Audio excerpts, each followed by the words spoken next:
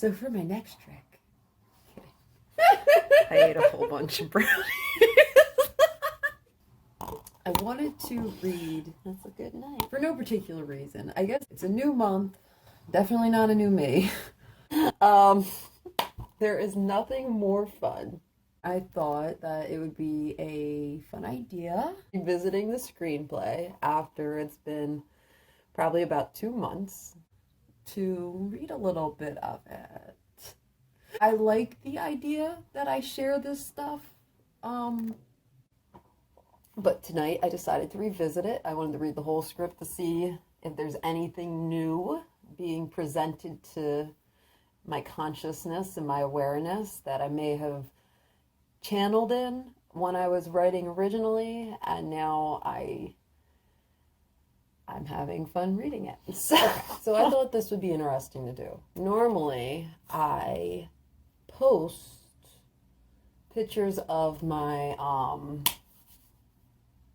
script onto the internet, but I decided I will not be doing that anymore, and instead, I am actually going to read the characters. There's a possibility I may never finish this screenplay. There's a possibility I may never finish the meta book. There's a possibility I may never finish anything. I don't know what my future holds. I just know each day I enjoy doing this kind of shit. And I keep doing this kind of stuff because it's what fulfills me. I like pushing my creative boundaries and I like pushing my creative actions. I just like being creative, and my creative boundaries still are within boundaries, which is a little weird.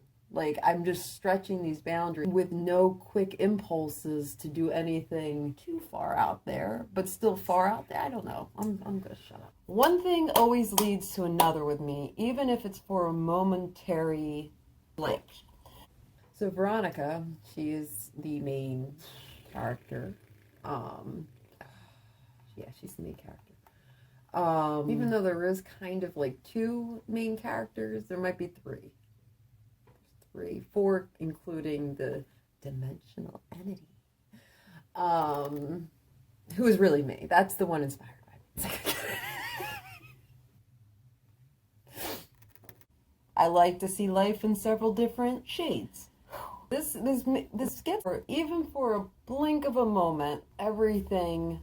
Give me a moment, because I'm switching back and forth between 2 different perspectives. This is why I identify myself as a percepted perpetual artist. Is that what I have up there? Or is it perpetual perceptive artist? One or the other. What that means to me is I use perspectives perpetually, continuously, to enjoy life. Take 3.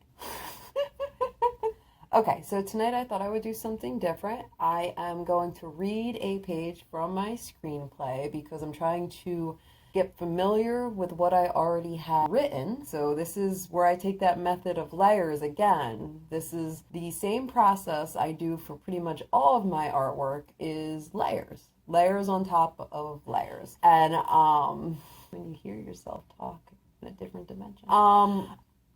This boardwalk is a pathway that's created by a bunch of wood all lined up in a row. The death of something once living. A tree brought this walkway to life, almost like being resurrected with a new purpose. The inner dialogue sounds nervous. Well, you know, they do kill the trees to make the boardwalk. What if something kills us to make the earth? What if we aren't supposed to age? What if we are supposed to be immortal, but an energy here drains us in a lifespan?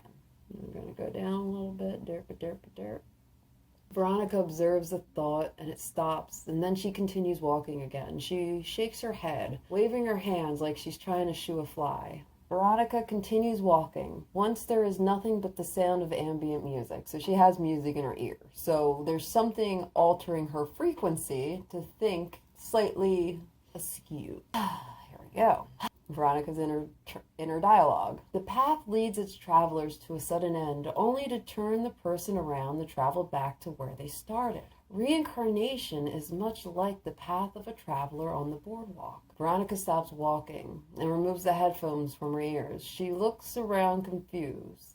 The internal dialogue starts as she begins to walk. Veronica's internal dialogue. And the voice sounds as if it has static altering the voice. At least in one way of perception. The voice changes, raspy, sounding all-knowing. As for, there are other ways reincarnation could be perceived as well. If you look at the details of the scenery surrounding the planks of the boardwalk, Veronica's eyes shift to the boardwalk. New variables will begin to become present. No longer is it linear. Sure, you will still be traveling a single path. The scene starts to regress to an earlier time period. Veronica walks past a building. Its established date changes to 1934. But now notice the air unnoticeably flowing around every single person as they travel the path of this boardwalk. This is looking beautiful. God, I do this so well. As she walks past the window, the people in the current reality are reflected in the window wearing dated clothing. She double takes her own reflection. She's in a pair of long, wide pants and a tucked-in tank top, a barrette hat. I'm going to have to get one of them next. It can be seen as the strongest form of connection, not only to life itself, but to each other. It is energy. A single intake of a breath, followed by an exhale, is a key to unlocking the smallest glimpse of memory. Somewhere the memory is a pinpoint on a map, much like every single nail located on the boardwalk, keeping the structure intact. Veronica blinks and the scene resets, and now the voice disappears like the sound of an old TV shutting off. Veronica mumbling to herself, I need to get more sleep. Anyway, so at this point, Veronica's in her office at her job, and she hears a weird hissing noise. She falls asleep on her desk. She's awoken, or she is woken. If I can't speak English, how am I ever going to write since the magic is I fool. I might sound like an ignorant, but when I pull this shit together, when I 0 to 55 it is quite the experience. More little puzzles, all just rearranging. Did you think I was going to say connect?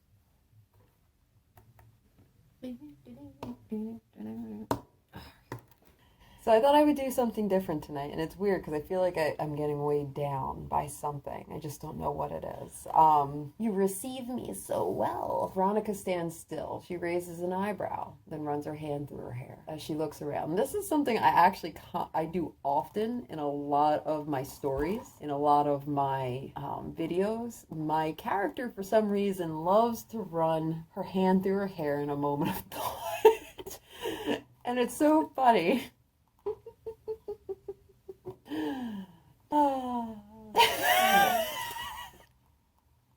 Somebody who's watching this will get that, but I'm not gonna say who, and I know you fucking watch, so don't even fucking act like you don't. Don't even fucking act like you don't. Her face appears confused and unsettled. The office phone begins to ring. She jumps at the sound of the phone ringing. Veronica runs to the desk phone and fumbles with putting her headset on, then presses the answer button. Veronica, speaking in disbelief with a hint of relief, as if she's expressing gratitude. Thank you.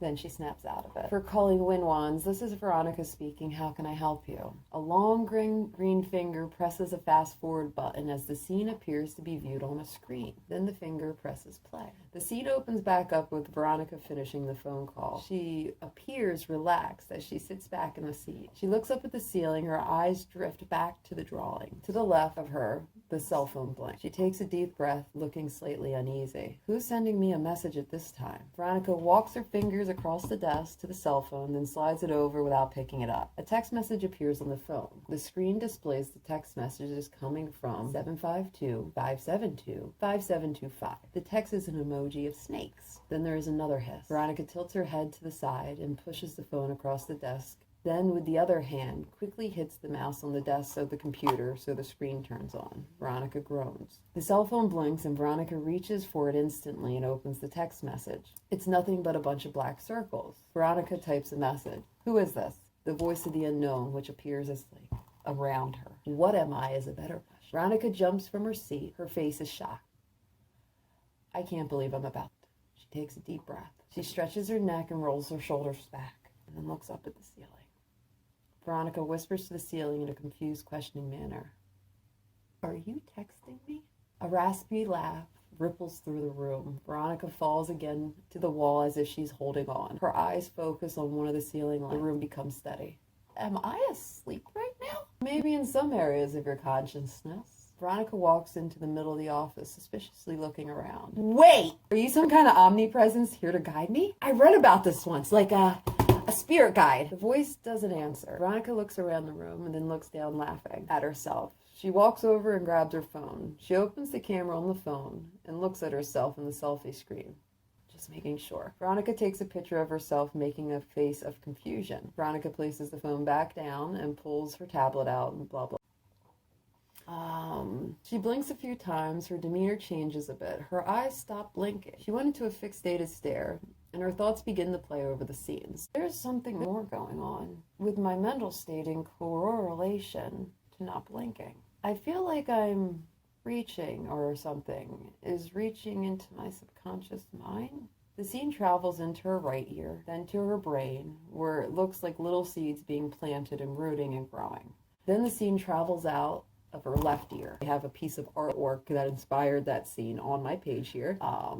There's like 3 pieces of artwork in the row. There's one about simulation, like push the buttons to simulate soul growth. Then there should be one about the shadow self and aliens. And then there should be the planting the seeds of consciousness. And I would have to say, now that I'm speaking this out loud, all 3 of them, like I've stated before, like I've been keeping little tidbits of this screenplay on my actual Instagram feed as like cliff notes of sorts for this. So that is what inspired that particular scene, and I believe all of them in some sense is part of this as well.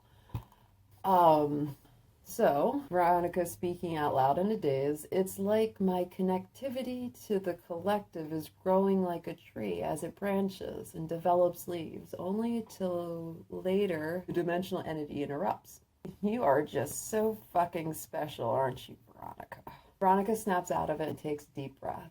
Her eyes scan the room and the voice crackles again. Veronica closes her eyes for a moment. Vision begins to take over the scene behind Veronica's eyelids. It starts out in darkness, and then suddenly a fingernail appears and begins to split the darkness. It's long and grotesque, and the nail's a putrid shade of yellow.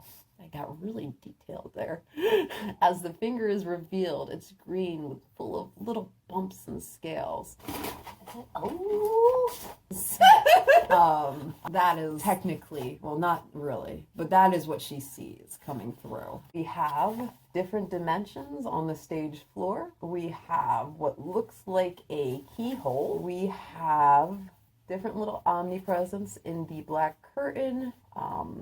This also could be a sign of birth, death. We have the light and the darkness.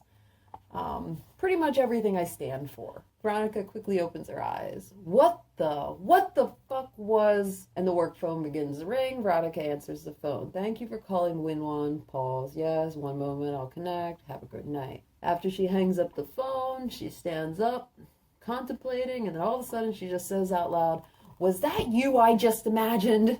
The scene blinks, and then when it appears again, Veronica has her head on the desk. Her eyes pop open, and the camera zooms in on the clock. Veronica sits up, she looks around, grabs her cell phone.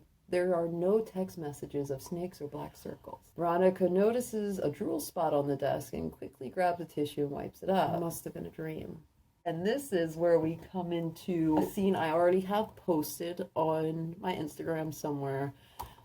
There is another character. It's about 7 a.m. now, timeline-wise, when she wakes up and where he is. It doesn't really coincide connected. It wasn't in the original. This is now the second edit of this story. But that is posted somewhere on my page. So if you want to play scavenger hunt, have fun. So this is a dreamlike scene where the dimensional entity is introducing itself. The dimensional entity sounds automated. Now listen carefully, for your options have changed. There's a hiss and a crackle of laughter.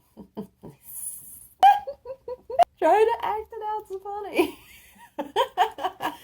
I bet you didn't know a 6th dimensional entity could have a sense of humor. Lower 6th dimensional at that. Veronica's eyes grow as if she's waking up. She appears confused. Are you telling me you're from a different dimension? Then the dimensional entity hisses again. Veronica, sounding a little more alert. I guess you are telling me that, but I have a question. Lower sixth dimension? The dimensional entity. Sounding a little bit insecure. Well, yeah. All dimensions have, like, tiers. It's kind of a pyramid scheme. It's everywhere. It doesn't matter where you live in the universe. Anyway, you should know I can be whatever I choose to be, whenever I choose to be, in any form of matter or energy I see fit, as we choose the most possible option for you. Veronica tries to sit up, but still was stuck holding her weight on her hands. I'm not sure I want your... Veronica wakes up in her bed. Veronica yawns. Assistance. Thank you. Blah, this is where she goes into a chat room.